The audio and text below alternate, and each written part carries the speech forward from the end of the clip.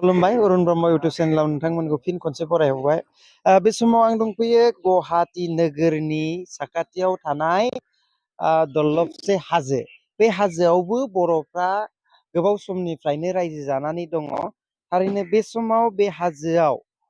गोदानै मोननाय काउन्सिल जे काउन्सिलनि PNRD डिपार्टमेन्टनि जिहेतु अनसुंथाइजों मोनसे जिरायसालि न' लुफुंनो हादों। बिनि सायावनो बे ओनसोलनि गामिनि रायजो राजाफ्रा माबा मोनसे फोरमायनो होननानै आंखौ खावलायनायलाय आरो बिथांमोननिफ्राय दिनै मिथिना लागोन जिहेतु बर' अनसाय गाव हायुङारि खुंथाइनि जि अननायजों बिथांमोना मोनसे न' मोनबाय। बे न'नि सायाव बिथांमोना माबा मोनसे फोरमायनो नागिरदों आरो लोगोसे दिनैनि बे मोननाय न'खौ बिथांमोना बेखेवजेनबाय। बे बेखेवनायजों लोगोसे आरो खोनानो मोननाय बायदिब्ला बिथांमोना मोनसे गोजोनथाव रादाब बे गामिनि देग्लायनि 2022 मायथाइनि जितु मेट्रिक आनजादाव सेथि थाखोआव उथ्रिनो हानाय बिथां फंबाय बिनानावमोनखौबो बरायदों। थारैनो बिथांमोनजोंबो जों एसे लोगो हमनानै रायलायनि बिथांमोना बेसेबां मोननानै आरो माबायदि सोलोंथाइनि गेजेरजों उथ्रिसार जानो हादों। केमेरा पार्सन बिथांखौ फैनो थाखाय खावलायबाय। बे समाव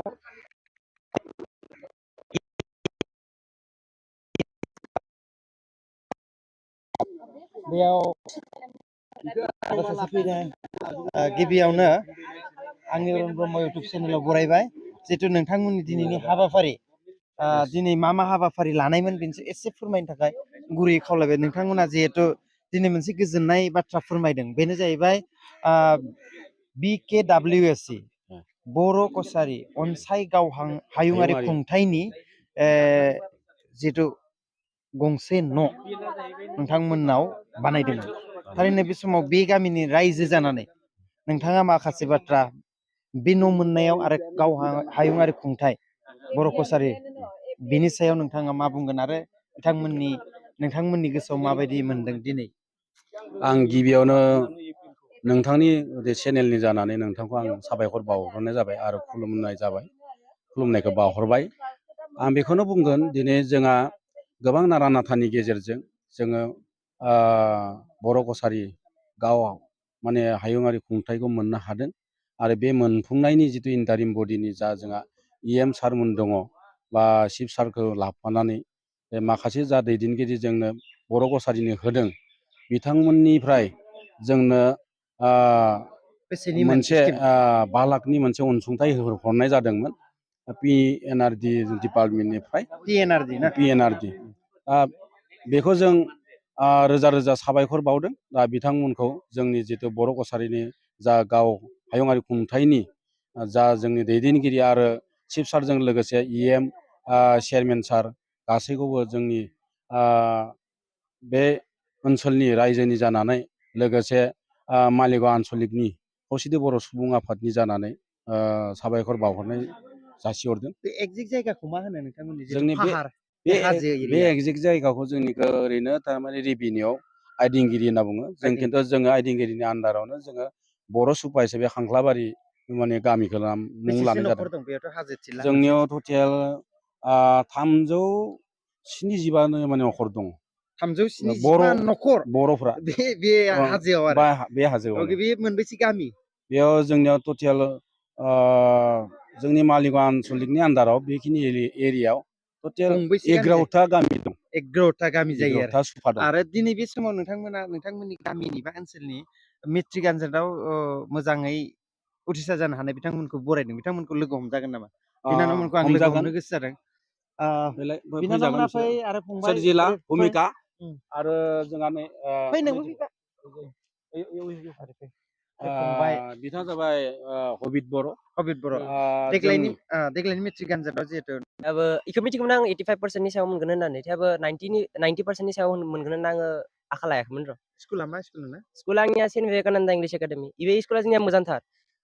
जोंनि प्रिन्सिपाल मेमा मित्रा मेमा बहुत एनकारेज खालामो जोंखौ दे फरायनांगोन ओरै खालामनांगौ होननानै। एकदमबारे मेमनि कारने जोङो इसां माबा मोजां मोननाय जाबाय र' दा। आरो बे समाव नोङो नोंथांनि न'खराव साबेसे नोंसानि? जोंनिया दा 4 मानसि दङ न'आव। आं दोङो, जा बाबा दोङो, आइ दोङो, इनिफ्राय जा आगै दोङो सासे। ओरैनो मा मावो आइया बाबाया? बाबाया दा अमा दानो अमा बेनिफ्राय अमा सानो आरोना मोजां मोजां मोजां खोथा आरो उनाव मा सानदों उनाव दा आं दा साइन्स लानो सानदोंमोन माबा 11 आरो 12 आव बेनिफ्राय 11 आरो 12 आव आङो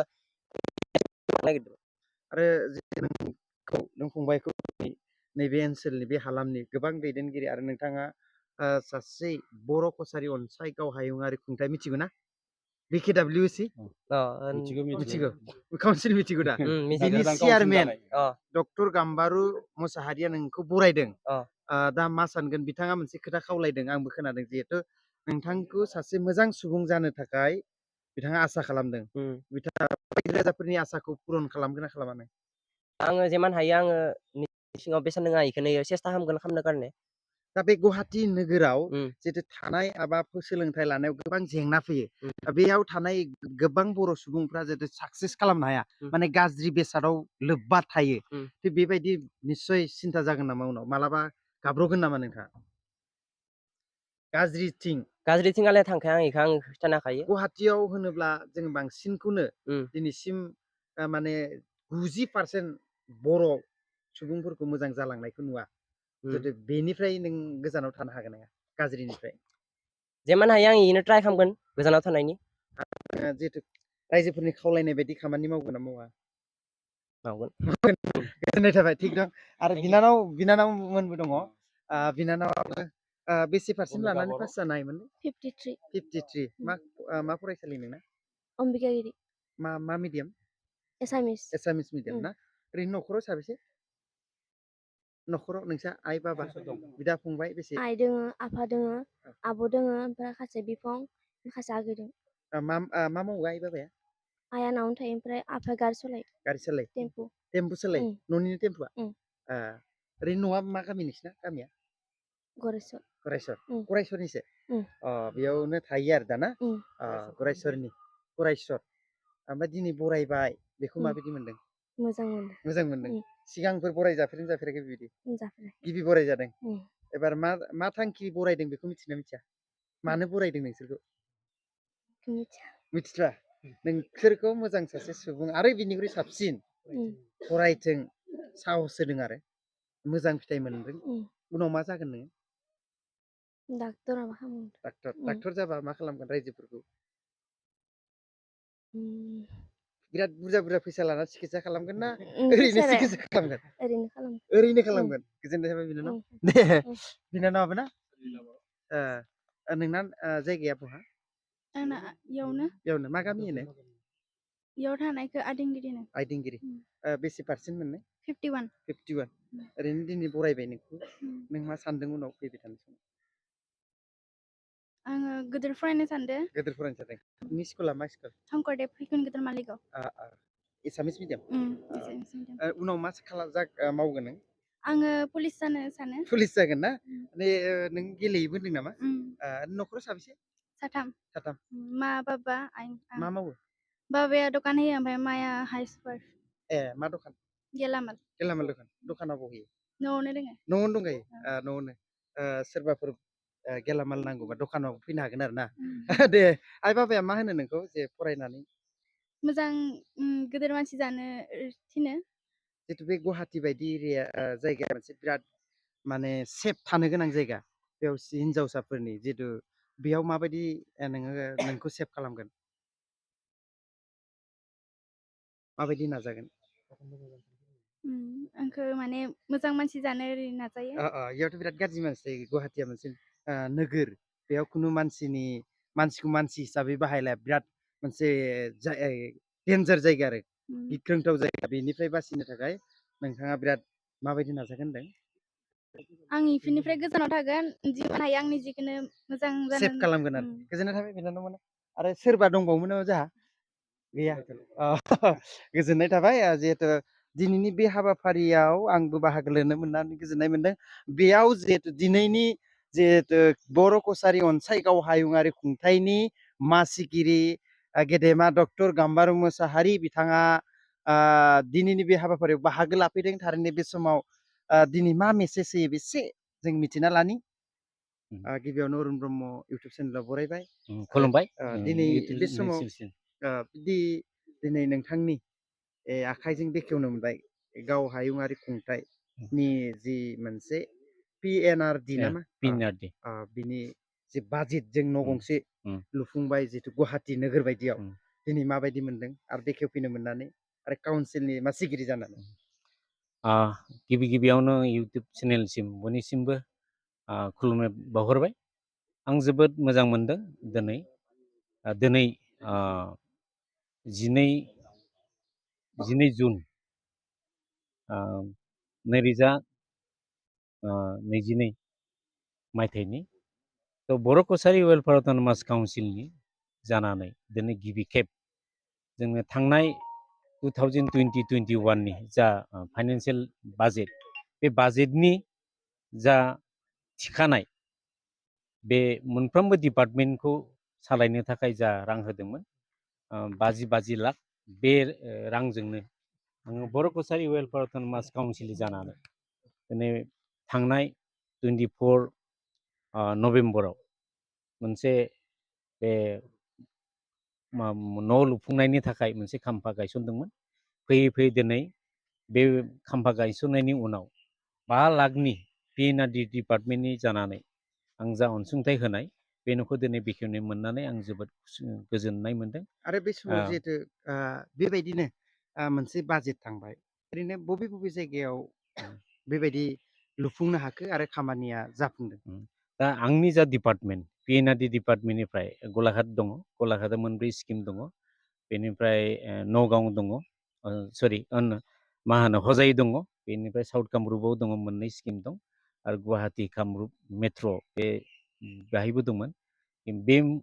जा स्किमनि मादाव फार्स्ट गिबि खेब हिसाबै दिनै बे न'खौ लुफुंनो हाबाय आरो बेखेवबाय आरो गिबिसिन बर' कसारि वेलफेयार अट'नमास काउन्सिलनि जा जायखिजाया डिपार्टमेन्टआनो जा नैबे स्किमखौ बेखेवबाय आरो फार्स्ट खेब होनानै आं बेखौ बुंगोन आङो गोजोननाय मोनदों आरो जायफोर लुफुंग्रा न' लुफुंग्रा जायफोर कमिटि जिल्ला कमिटि खौसेथि बर' सुबुं आफाद आनसलिक कमिटि खौसेथि बर' सुबुं आफाद बिथांमोननि जा इनिसियेटिभ बा दैदेनगिरि बिथांमोननिसिम आङो रोजा रोजा साबायखर बावगोन आरो बर' कसारि वेलफेयार अट'नमास काउन्सिलनि जा नैबे बिल्डिं कनस्ट्राक्सनाव कमिउनिटि हल लुजेनबायबो आरो बेखेवजेनबायबो जोबोद बाख्नायथाव बेनिखायनो बे मोनसे हिस्ट्रिक डे बेखौ आं बुंगोन आरो लोगोसे दिनै बे समजों लोब्बा लाफानानै आङो जोबोद खावलायगोन जे फैगौ समफ्राव जाफोर जोङो स्किम होगोन बे स्किमफोरखौ बिथांमोना गोसो गोथारै लुफांगोन बेखौ आङो आसा खालामदों आरो जा आद्रा थानाय माखासे जों सानदोंमोन 5 लाखजों जेबो स्किम जाया मोनसे गिदिर न'खौ लुफुंनोबा कमिउनिटि हलखौ लुफुंनोबा एसे खमब्लाबो जोङो 10 लाख बेखौ रांखौ अनसुंथाइ होनांगौमोन जायखिजाया 5 लाखजोंनो जा लुफुंबाय जोबोद बाख्नायथाव बाथ्रा उन समफ्राव जेसेबां रां नांगौ बेखौ जोङो रायलायनायनि गेजेरजों आं बेखौ आरो होबावगोन आं बेखौ बिथांमोननिसिम दिनै आङो खोथा होबाय आङो उननि समफ्राव जोंनि जिल्ला कमिटि आरो दैदेनगिरि बिथांमोना आंजों अरायसम जाहाथे मदद आरो हेफाजाब होगोन आं बेखौबो खावलायबाय आरो गोजोननाय थाबाय बे समाव जिहेतु खांख्लाबारि ना मा होनदोंमोनलाय जायगाया गुवाहाटि नोगोरनि जितु खांख्लाबारि गामियाव गिबि खेबनि थाखाय बर' कसारि अनसाय गाव हायुङारि खुंथायनि PNRD नि जिहेतु बाजेटआव न' लुबाय गंसे बियो जारिमिनारि जागोन आरो जिहेतु काउन्सिलनि बेनिखायनो गोजोनथाव आरो बेबायदिनो आसा खालामदों रायजो राजाफ्रा काउन्सिलनि गेजेरजों गोबां बर'फ्रा बिदिनो खना खनला गोदोसोना थानाय आरो बायदि बायदि फिसा फिसा जेंनाजों मोगा मोगि जानायफोरखौ नोंथांमोननि आसायाव सुस्रांजागोन होननानै आसा खालामदों आरो गासै काउन्सिलनि दैदेनगिरि बिथांमोनखौबो खावलायो आरो काउन्सिलनि दैदेनगिरिजों लोगोसे मावथांफारिया गासै बिथांमोनाबो काउन्सिलाव जि मोननाय बेफोरखौ बेबायदिनो सैथो आरो थार जायगायाव बाहायनानै रायजोफोरनि खामानि जायो बेखौबो जों नैबे बिजोंनि गेजेरजों खावलायगोन आरो जोंबो आसा खालामगोन जाफुंगोन होननानै गोजोन्थों बयनिसिमबो आंनि गोसो गोरबोनि खुलुमनाय आरो सिबिनायखौ जासिनानै आंनि अरुण ब्रह्म इउटुब चेनेलनिफ्राय बिदाय लाबाय नोंथांमोना बेबायदिनो आंजों लोब्बा होयोबा आरो आंखौ सहाय होयोबा मोजां मोजां नोंथांमोननो गोजोननाय रादाब लाबोनो हागोन होननानै गोजोन्थों।